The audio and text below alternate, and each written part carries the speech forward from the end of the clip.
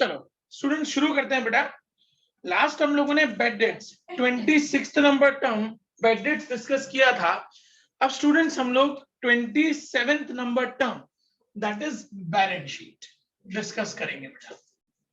Students मेरी आवाज clear है बेटा सबको? Yes sir. स्टूडेंट्स कोई भी फर्म या कोई भी पार्टनरशिप फर्म हो, कोई भी कंपनी हो, वो लोग सब 3 स्टेटमेंट्स बहुत इंपॉर्टेंट होते हैं जो वो लोग बनाते हैं। 3 स्टेटमेंट्स में एक आता है ट्रेडिंग अकाउंट, एक आता है प्रॉफिट एंड लॉस अकाउंट और एक आता है balance sheet. Students balance sheet जो है ना वो ऑलवेज 31 मार्च के दिन, मतलब जब हमारा ईयर एंड होता है उसके लास्ट डे पे हमेशा बैलेंस शीट बनाया जाता है। बैलेंस शीट में 2 साइड्स होते हैं, one is liability side and other is asset side. Liability indicate करता है आपके ऊपर कितने ड्यूज है, मतलब कितना कर्जा है, और असेट्स असेट्स बताते हैं कि आपके पास कितनी प्रॉपर्टीज है। तो ये बैलेंस शीट जो है ना ये हम लोगों को हमारे बिजनेस का पोजीशन बताता है कि हमारा बिजनेस किस पोजीशन पे है। हमारा बिजनेस ऐसी पोजीशन पे है कि हम पे कर्जा ज्यादा है, या हमारा बिजनेस ऐसी पोजीशन पे है कि हमारे पास प्रॉपर्टीज ज्यादा है। तो ये जो पिक्चर का क्लैरिफिकेशन है, बिजनेस का क्लैरिफिकेशन है, वो बिजनेस का क्लैरिफिकेशन हमको बैलेंस शीट से मिल जाता है। क्लियर हो स्टूडेंट्स में? यस। ओके, नाउ बेटा बैलेंस शीट के बाद नेक्स्ट जो है 28 number book value. Students book value का मतलब क्या होता है बेटा? Present value. इसको हम लोग प्रेजेंट वैल्यू भी कह सकते हैं। सपोज करो आपने कोई मोटर कार लिया 2016 में 5 लाख रुपए का। अब इस मोटर कार के ऊपर है ना आप हर साल 10% डेप्रिसिएशन लगा रहे हैं। अब बेटा डेप्रिसिएशन क्या होता है? हम लोग कोई भी, ये डेप्रिसिएशन भी आप लोगों का टर्म नंबर 33 है, मैं साथ साथ में ले रहा हूं बेटा।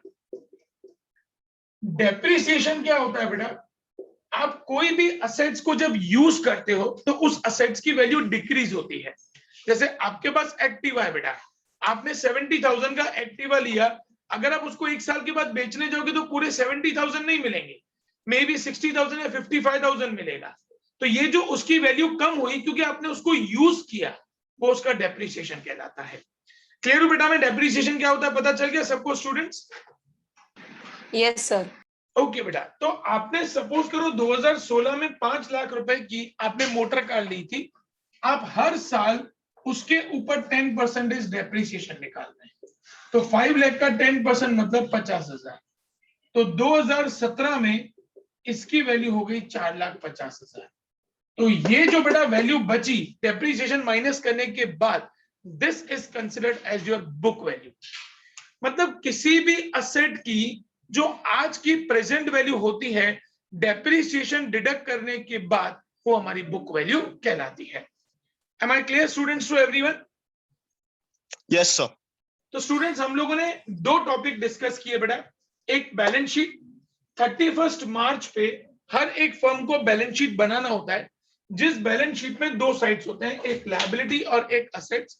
लायबिलिटी इंडिकेट करता है आपके ऊपर कितने ड्यूज हैं, मतलब आपके ऊपर कितना कर्जा है, और असेट्स इंडिकेट करते हैं आपके पास कितनी प्रॉपर्टीज पड़ी है। किसी भी फर्म के लिए स्टूडेंट्स मेरा क्वेश्चन ध्यान से समझना, क्या बेटर पोजीशन इंडिकेट करता है? लायबिलिटी ज्यादा होना अच्छी पोजीशन इंडिकेट करता है कि असेट्स ज्यादा होना अच्छी पोजीशन इंडिकेट करता है?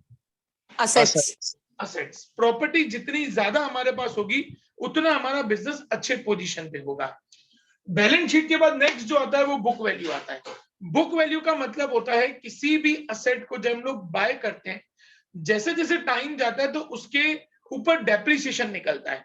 डेप्रिसिएशन मतलब उसकी वैल्यू कम होती चली जाती है, तो वैल्यू माइनस करने के बाद जो उसकी आज की प्रेजेंट वैल्यू है वो हमारा बुक वैल्यू कहलाता है।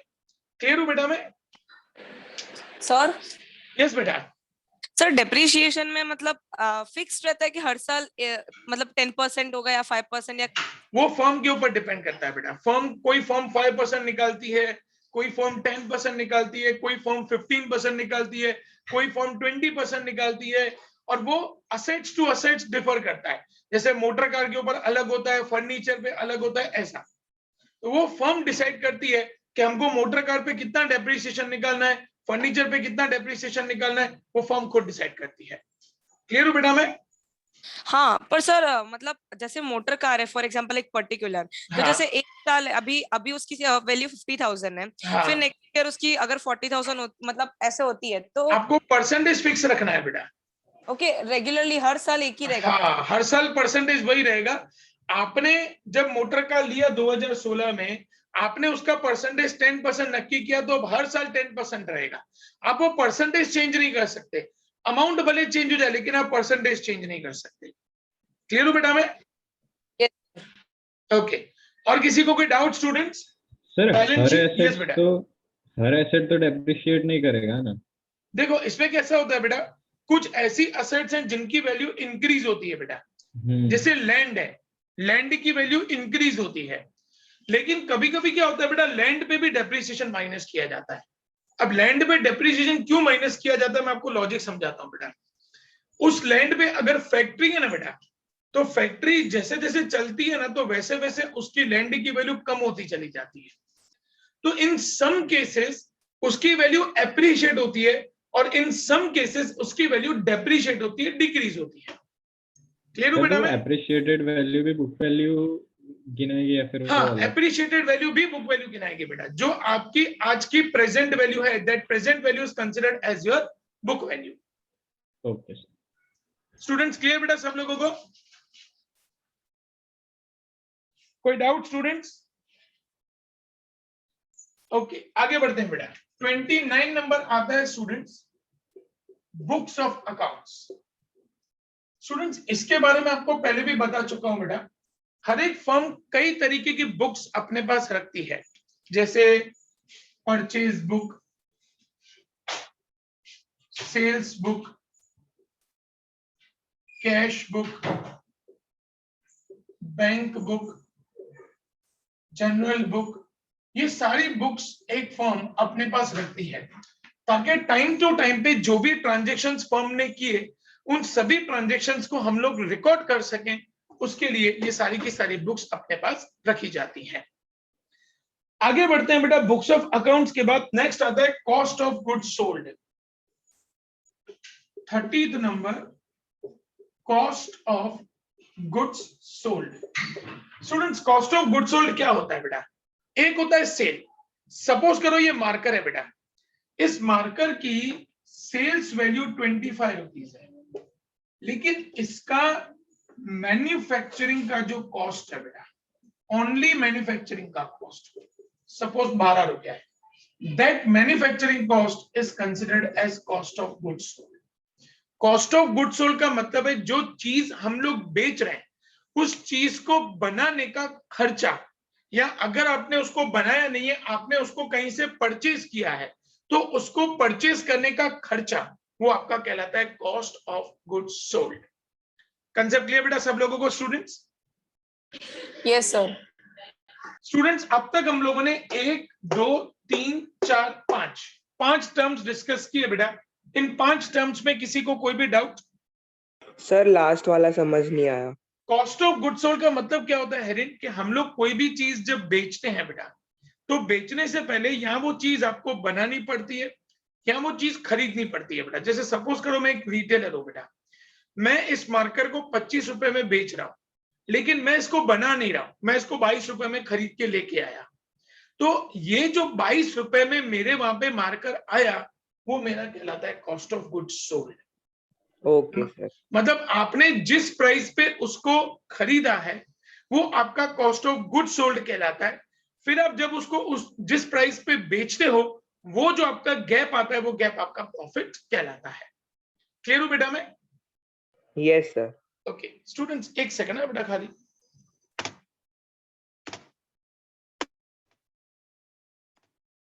मेरे को ऐसा लगा था वीडियो क्लियर नहीं है।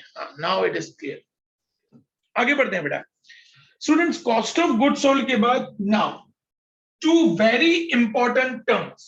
स्टूडेंट्स दो बहुत इंपॉर्टेंट टर्म्स कॉमर्स लेने के बाद हमारी पूरी जिंदगी इन दो टर्म्स में चलती है। कोई बताएगा कौन से दो टर्म्स जिनमें हमारी पूरी जिंदगी जाने वाली है? Profit and loss, credit and debit. Yes, credit and debit. Anokhi is perfect. Students, term number 31 is credit and term number 32 is debit. Students, हम लोग जो भी अकाउंट्स बनाते हैं बेटा, उस अकाउंट्स के दो साइड होते हैं. This left side is considered as debit and right side is considered as credit. At the end of the year, ये हमारे दोनों तरफ सेम आना चाहिए. यहाँ 5,000 तो यहाँ 5,000, यहाँ 50,000 तो यहाँ भी 50,000. तो जो हम लोग अकाउंट्स बनाते हैं बेटा, उस अकाउंट्स के लेफ्ट साइड को डेबिट और राइट साइड को क्रेडिट बोला जाता है. डेबिट को हम लोग शॉर्ट में DR लिखते हैं बेटा, और क्रेडिट को शॉर्ट में CR लिखते हैं. अब ऐसा क्यों? DR और CR क्यों लिखते हैं बेटा? DR और CR क्यों लिखते हैं स्टूडेंट्स? ये किसी को भी नहीं पता होता है. सब लोग पता है क्या बोलते हैं? अब किसी को पूछोगे ना कि DR और CR क्यों लिखा जाता है, बोले बस ऐसे ही लिखते हैं. लेकिन स्टूडेंट्स, इसके पीछे एक लॉजिक है. स्टूडेंट्स, ये जो दो वर्ड्स है ना बेटा, ये लैटिन लैंग्वेज में से निकले हुए हैं, जहां पे स्टूडेंट्स DR का मतलब होता है debitise recording. It means recording on the debit side. And CR का फुल फॉर्म होता है क्रेडिटाइज रिकॉर्डिंग. इसका मतलब होता है recording on the credit side. तो जब आप स्टूडेंट्स अकाउंट्स के अंदर जब आप लेफ्ट साइड पे रिकॉर्ड करते हैं, it is considered as your debit, और जब आप उसको राइट साइड पे रिकॉर्ड करते हैं, it is considered as your credit. Concept clear students? Yes, sir. Yes sir. कोई डाउट बेटा किसी को डेबिट क्रेडिट में? ओके स्टूडेंट्स, उसके बाद डेप्रिसिएशन हम लोग ऑलरेडी डिस्कस कर चुके. Now term number 34 is entity. Students, entity को सिंपल टर्म्स में अकाउंट्स में फर्म बोला जाता है. एंटिटी मतलब बिजनेस फर्म, कोई भी. स्टूडेंट्स, बिजनेस फर्म अलग अलग तरीके के होते हैं. कोई बिजनेस फर्म ऐसा होता है जो सोल प्रोप्राइटरशिप होता है. सोल प्रोप्राइटरशिप मतलब जिसको एक अकेला इंसान चलाता है. कोई ऐसा होता है जो पार्टनरशिप होता है, 2-3 लोग मिलकर चलाते हैं. कोई ऐसा होता है जो कंपनी होती है, बहुत सारे लोग मिलकर चलाते हैं. उनको हम लोग एंटिटीज कहते हैं बेटा. कि जो बिजनेस प्रॉफिट के पर्पस के लिए काम करना शुरू करते हैं और जिनका अपना एक आइडेंटिटी होता है. स्टूडेंट्स, आप लोगों ने रिलायंस का नाम सुना है बेटा? Yes sir. सबने Yes, सुना है sir. बेटा? रिलायंस का नाम सबने सुना है ना? Yes, sir. मारुति का नाम सुना है बेटा सब लोगों ने? Yes, sir. Yes sir. Maruti का ओनर कौन है पता है? आपको पता है बेटा मारुति का ओनर कौन है? Anyone knows? No sir. किसी को भी नहीं पता. तो हम किसको जानते हैं बेटा? हम एंटिटी को जानते हैं, हम फर्म को जानते हैं, हम उनके ओनर्स को कभी नहीं जानते हैं बेटा. Are you getting me students? तो कोई भी बिजनेस जो होता है ना बेटा, वो बिजनेस अपने नाम से चलता है. तो वो बिजनेस का जो नाम, वो जो फर्म होता है, उस फर्म को हम लोग एंटिटी कहते हैं. तो कोई भी बिजनेस जो हम लोग प्रॉफिट के लिए करते हैं, उस बिजनेस को जब एस्टेब्लिश किया जाता है, उस बिजनेस को एंटिटी बोला जाता है. क्लियर स्टूडेंट्स में बेटा? Yes sir. ओके, इसको बेटा फटाफट नोट डाउन कर लो जल्दी से. आगे वाले रिकॉर्ड करना, आगे वाले लिखना रहेगा ही नहीं, मैं फटाफट रब कर दिया मैंने. सर, बैलेंस बेटा. शीट में एसेट्स की वैल्यू बुक वैल्यू होगी या परचेस्ड वैल्यू? बुक वैल्यू बेटा. बैलेंस शीट में मैंने आपको बताया बेटा, दो पार्ट होते हैं. एक होते हैं लायबिलिटीज, जो हमारा ड्यूज होता है, और दूसरे होते हैं हमारी असेट्स, जिनको हम लोग प्रॉपर्टीज कहते हैं। ओके बेटा, और फिर हम लोगों ने Liabilities की भी वैल्यू बुक वैल्यू होगी ना? तो नहीं, वो मतलब जो appreciated। जो प्राइस आपको पे करना है बेटा, ओके जो प्राइस आपका पेमेंट करना बाकी है। फिर हम लोगों ने डिस्कस किया था बेटा बुक वैल्यू। बुक वैल्यू मतलब उसकी प्रेजेंट वैल्यू।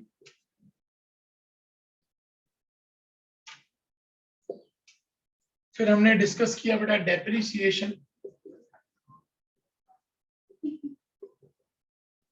डेप्रिसिएशन मतलब reduction in value of assets, उसको हम लोग डेप्रिसिएशन कहते हैं। इन सबको नोट डाउन कर दो बेटा, तो आगे बढ़ेंगे।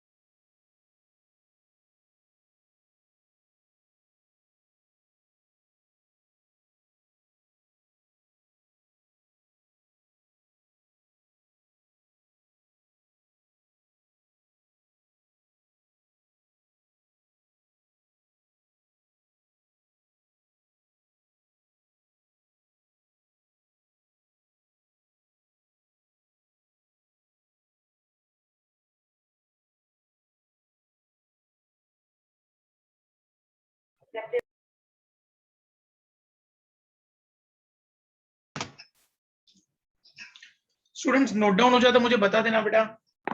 सर हो गया। हो गया सर। सबका हो गया बेटा? Yes sir. ओके, आगे बढ़ते हैं।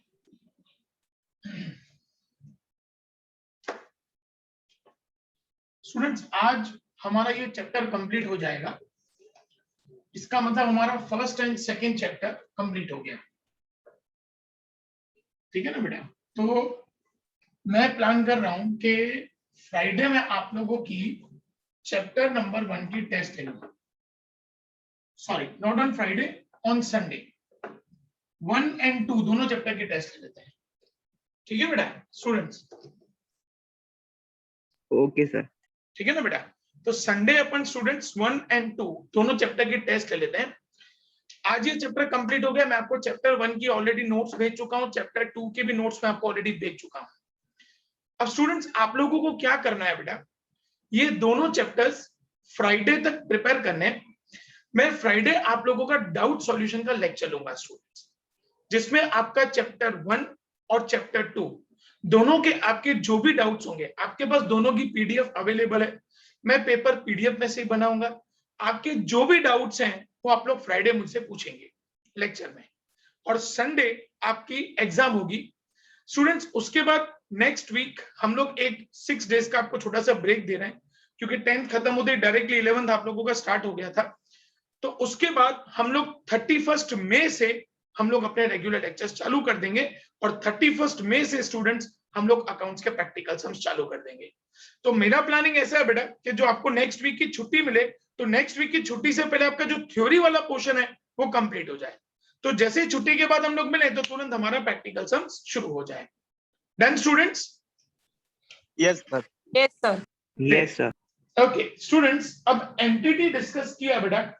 एंटिटी के बाद 35th नंबर आता है एंट्री। स्टूडेंट्स एंट्री का मतलब क्या होता है बेटा, जो भी इवेंट्स हुए या जो भी बिजनेस के ट्रांजेक्शन्स हुए, that each and every transaction is to be recorded in the accounts and that is considered as entry. जैसे आपने परचेज किए गुड्स, परचेज्ड गुड्स ऑफ ₹5,000, तो उसको हम लोग अकाउंट में सिस्टमेटिक तरीके से रिकॉर्ड करेंगे, it is considered as entry. Same way sold goods of ₹10,000, इसको हम लोग रिकॉर्ड करेंगे and this is considered as entry. मतलब आपने बिजनेस में जो भी कुछ किया, परचेज किया, सेल किया, कहीं से पैसा आया, कहीं पैसा गया, ईच एंड एवरी ट्रांजेक्शन को आप अकाउंट में रिकॉर्ड करके चलते हैं and that recording is considered as our entry. Clear students? Entry सबको क्लियर हो गया बेटा? Yes sir. ओके, अब स्टूडेंट्स 37 नंबर है प्रोप्राइटर। अब मैं 2-3 साथ में ले रहा हूं बेटा। प्रोप्राइटर का मतलब होता है स्टूडेंट्स ओनर, जो बिजनेस को चला रहा है। अगर आपके पेरेंट्स बिजनेस चला रहे हैं बेटा, अगर वो बिजनेस रन कर रहे हैं अपना, तो उनको आप प्रोप्राइटर बोलेंगे।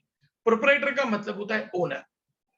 अब स्टूडेंट्स जो भी प्रोप्राइटर होते हैं बेटा, उन प्रोप्राइटर्स की 2 पोजीशंस होती हैं, एक सॉल्वेंट पोजीशन, एक इनसॉल्वेंट पोजीशन। सॉल्वेंट जो है बेटा वो आपका 36 नंबर टर्म है एंड इन सॉल्वेंट जो है वो 39 नंबर टर्म है आपका, एंड इनसॉल्वेंट जो है बेटा वो आपका 36 नंबर टर्म है। अब स्टूडेंट्स सॉल्वेंट और इनसॉल्वेंट क्या होता है? Solvent means the person who is in a position to pay his dues, जो अपना कर्जा चुकाने की कैपेबिलिटी में है, उसको हम लोग कहते हैं सॉल्वेंट पर्सन। और इनसॉल्वेंट का मतलब होता है the person who is unable to pay his dues, ऐसा इंसान जो अपने ड्यूज पे करने की कैपेबिलिटी में नहीं है, that person is considered as insolvent. Insolvent in short, जिसने हाथ ऊपर कर दिया, भाई मेरे पास पैसा नहीं है, उसको हम लोग इनसॉल्वेंट कहते हैं। अब स्टूडेंट्स ये पता कैसे चले कि कोई भी ओनर सॉल्वेंट है कि इनसॉल्वेंट है? कैन एनीवन सजेस्ट बेटा? कोई मुझे बता सकता है कैसे पता चलेगा कि वो सॉल्वेंट है कि इनसॉल्वेंट है? Try it out students, try करो, गलत जाएगा तो मैं सही करूंगा, क्या फर्क पड़ता है? By checking accounts. अकाउंट्स तो चेक करेंगे बेटा, लेकिन अकाउंट्स में ऐसी क्या चीज होती है जिससे हमको पता चले? स्टूडेंट्स हम लोगों ने भी थोड़ी देर पहले बैलेंस शीट डिस्कस किया। यस अनोखी? Sir liabilities, by seeing assets and liabilities. Students जो फर्म जिसकी असेट्स मतलब जिनके पास प्रॉपर्टीज ज्यादा हैं कंपैरिजन टू लायबिलिटीज, मतलब उनके ड्यूज के कंपैरिजन में उनके पास असेट्स ज्यादा हैं, उसको हम लोग कहते हैं सॉल्वेंट ओनर या सॉल्वेंट पर्सन या सॉल्वेंट बिजनेस। और इंसॉल्वेंट का मतलब होता है जिनकी लायबिलिटीज ज्यादा है कंपैरिजन टू असेट्स, उसको हम लोग कहते हैं इंसॉल्वेंट। मतलब इस पोजीशन में क्या होगा? Person is able to pay his dues, वो अपने ड्यूज पे करने की कैपेबिलिटी में है, उसको हम लोग सॉल्वेंट बोलेंगे। और यहाँ पे the person is not in a position to pay his dues, वो अपना कर्जा चुकाने की कैपेबिलिटी में नहीं है क्योंकि उसका कर्जा ज्यादा है। मान लो कि उसके पास अगर प्रॉपर्टी 400 करोड़ की होगी तो उसके बाद उसके ऊपर कर्जा जो वो 500 करोड़ का है, तो वो कर्जा चुकाने की कैपेबिलिटी में नहीं है, इसीलिए हम लोग उसको इंसॉल्वेंट बोलेंगे। और सॉल्वेंट मतलब क्या होगा भाई? जैसे उसके ऊपर कर्जा 400 करोड़ का है लेकिन उसके पास प्रॉपर्टी 600 करोड़ होगी, इसका मतलब अपनी प्रॉपर्टीज को बेच के अपना कर्जा चुका सकता है, that's why he is considered as an solvent person. Clear हो गया बेटा स्टूडेंट्स? तीनों प्रोप्राइटर, सॉल्वेंट एंड इनसॉल्वेंट, सबको क्लियर बेटा? Yes, sir. Yes. Yes. Students तीनों टर्म्स में कोई डाउट बेटा किसी को? तो हम लोग आगे बढ़े।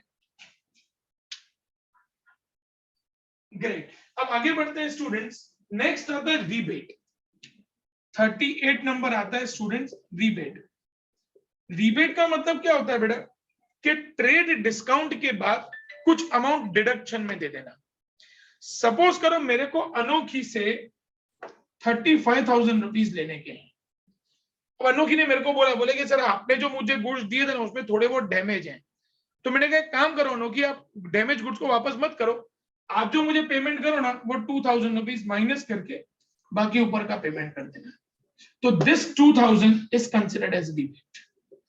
या कभी कभी क्या होता है बेटा, ऊपर का अमाउंट हम लोग जाने देते हैं। जैसे सपोज करो मेरे को जैनम से 34,200 रुपीज देने हैं, मैंने जैनम को बोला कि जैनम एक काम करो 200 रुपए डिडक्ट करो, बाकी 34,000 दे दो। तो this is considered as rebate, जिसका कोई परसेंटेज फिक्स नहीं होता बेटा। जो हम लोग एक रैंडम अमाउंट सामने वाले की अमाउंट से डिडक्ट करें वो अपना रिबेट कहलाता है। क्लियर स्टूडेंट्स, रिबेट सबको बेटा? Yes sir. आगे बढ़ते हैं बेटा। ओके, रिबेट हो गया, सॉल्वेंट हो गया, इंसॉल्वेंट हो गया, डन। इसी के साथ स्टूडेंट्स हमारी टर्मिनोलॉजी कंप्लीट हुई। इन सबको फटाफट नोट डाउन कर लो बेटा आप लोग।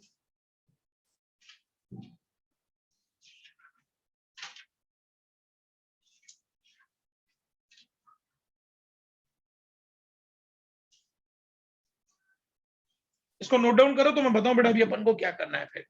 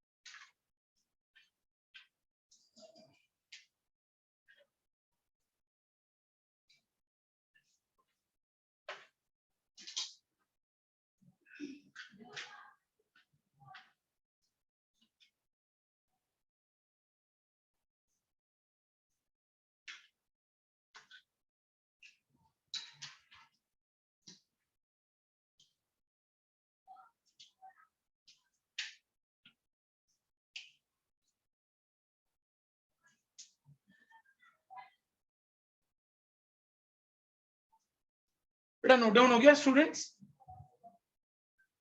Sir, last point. हाँ no yes.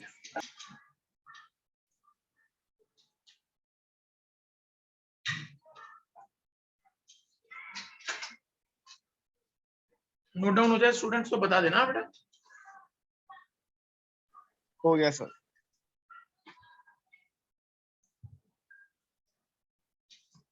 Students total 39 terms हम लोगों ने डिस्कस किया बेटा। एक काम करो अभी आप लोग स्टूडेंट्स एक रिवाइज चेक ले लो, सारे के सारे टर्म्स फर्स्ट से लेके 39 तक एक बार सारे टर्म्स देख लो बेटा। जो भी टर्म में अगर आपको डाउट हो बेटा तो अभी का अभी आप लोग मेरे से पूछ लो। अपन फ्राइडे को तो डाउट सॉल्यूशन का लेक्चर लेंगे ही लेंगे, लेकिन एक बार एक चेक ले लो बेटा ताकि जो भी आपके टर्म्स के डाउट्स हो वो क्लियर हो जाए। तो आप लोग जब पढ़ने बैठो तो कोई डाउट नहीं होना चाहिए बेटा।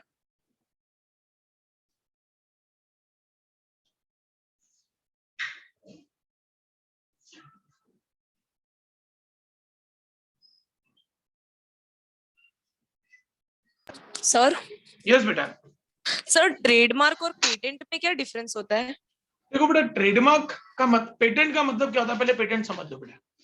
पेटेंट मतलब जब आप कोई प्रोडक्ट ढूंढते हो बेटा और उस प्रोडक्ट को आप अपने नाम पे रजिस्टर करते हो, जैसे आपने कोई एप्लीकेशन बनाया वो आपने अपने नाम पे रजिस्टर करा लिया, उसको पेटेंट कहते हैं बेटा। ट्रेडमार्क मतलब क्या होता है कि कोई लोगो या कोई टैगलाइन जो आप अपने नाम पे रजिस्टर करा रहे हो। जैसे 4 सर्कल्स कौन सी कंपनी का लोगो है बेटा? 4 circles Audi. Audi.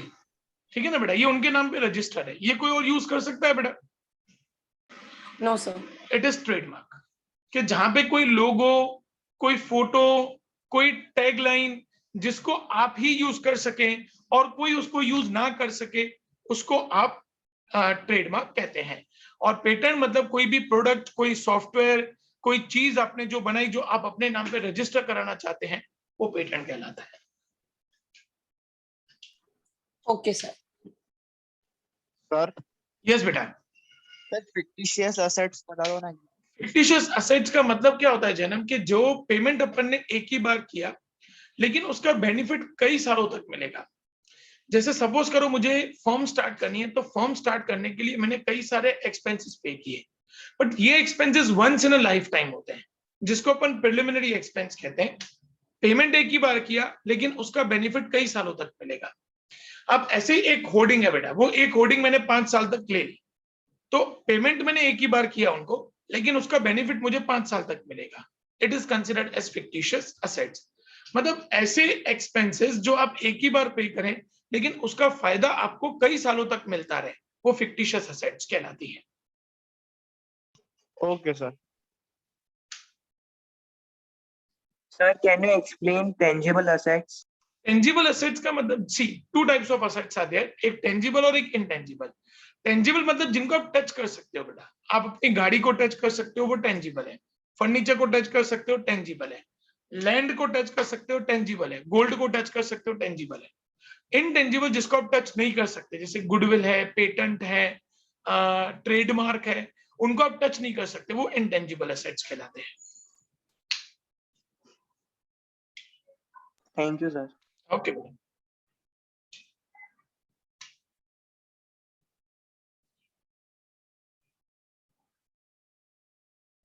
Sir, yes बेटा। sir, prepaid और distributing expense क्या होता है? प्रीपेड एक्सपेंसेस का मतलब क्या होता है बेटा, जो आपने एडवांस में पे कर दिया है।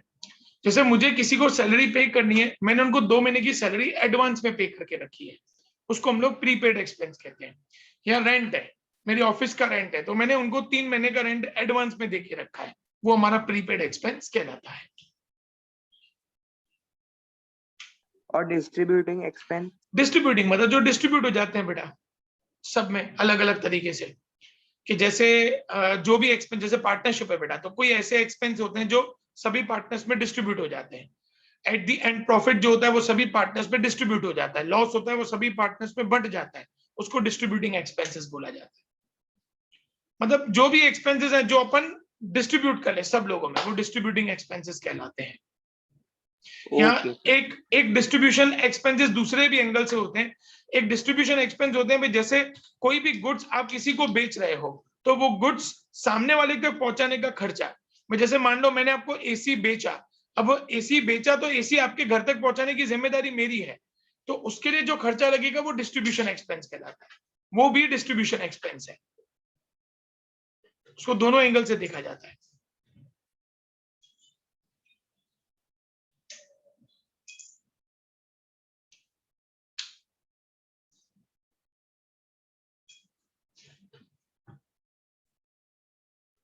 Sir yes Zainab.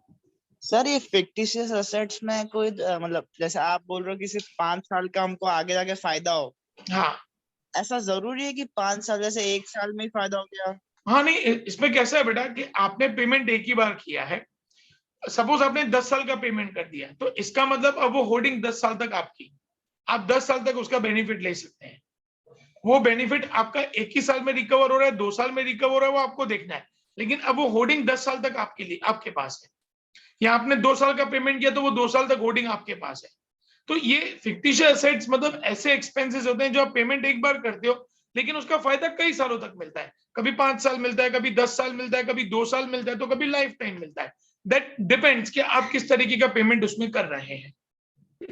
सर आप एक बार बिल रिसीवेबल और बिल पेएबल बता सकते हैं? बिल रिसीवेबल का मतलब क्या होता है, जैसे सपोज करो अनोखी, मैंने आपको गुड सेल किए, मुझे श्योरिटी नहीं है कि आप मुझे पेमेंट दोगे, तो मैं क्या करूंगा, आपके ऊपर एक प्रोमिसरी नोट लिखूंगा, जिस प्रोमिसरी नोट में आपका नाम, मेरा नाम, डेट, अमाउंट, गवर्नमेंट का स्टैंप सब लगा होता है।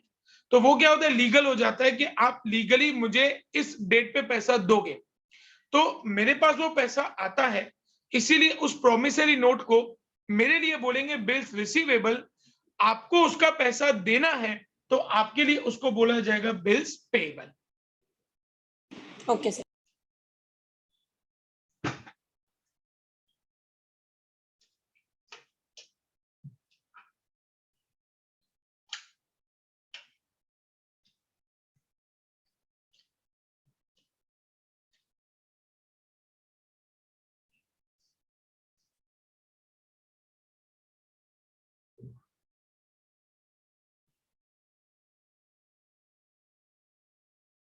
Yes, students.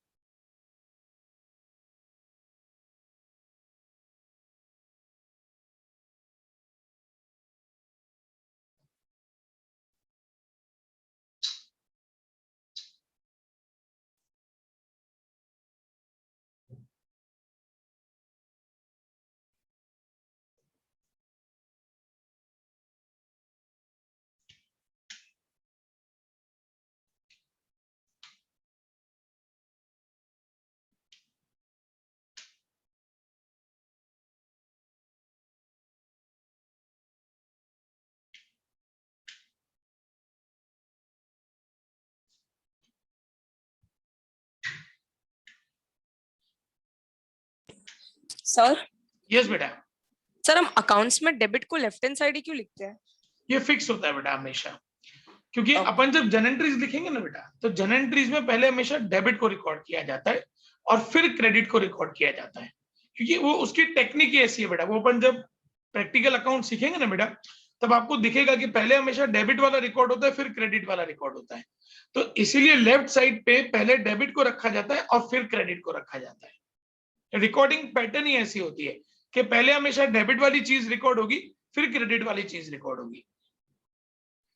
Okay sir.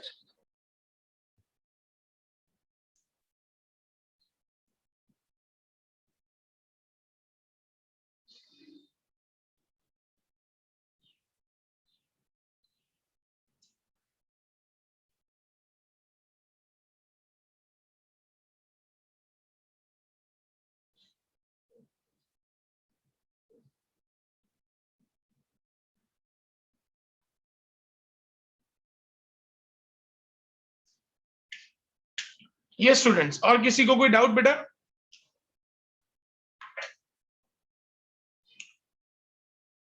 Fine.